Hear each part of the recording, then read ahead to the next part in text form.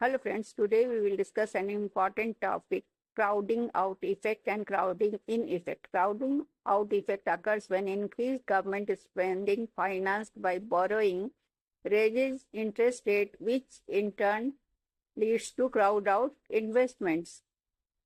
So government borrows money from market by issuing bonds, which increases the demand for loanable funds. Higher demand for funds lead to an increase in interest rates. Higher interest rates make it costlier for private businesses and households to borrow. As a result, private investment declines. There are various types of crowding out. Complete crowding out, when private investment falls exactly by the same amount as government spending. Second, partial crowding out, when private investment falls but not equal to the government spending.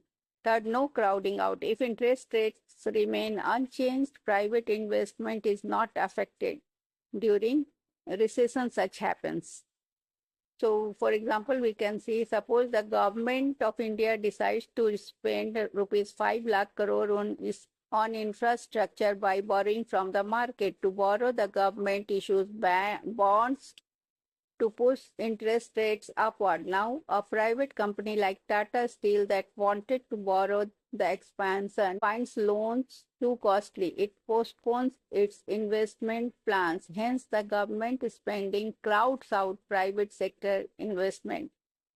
Then comes crowding in. The crowding in effect occurs when increased government spending encourages and stimulates private investment instead of reducing it. How it happens? Government increases expenditure on infrastructure, welfare, and subsidies. This raises demand in the economy and improves infrastructure.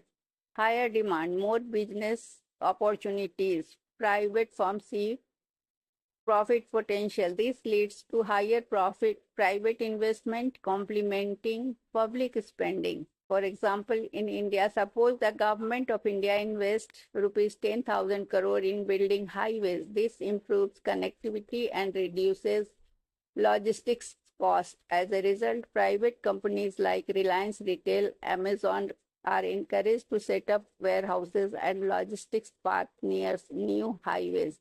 Here, government spending crowds in private investment. So, key difference from crowding out and crowding in. Crowding out, government borrowing raises interest rates, discouraging private investment. Crowding in, government spending creates demand and demand infrastructure that encourages private investments. Thank you.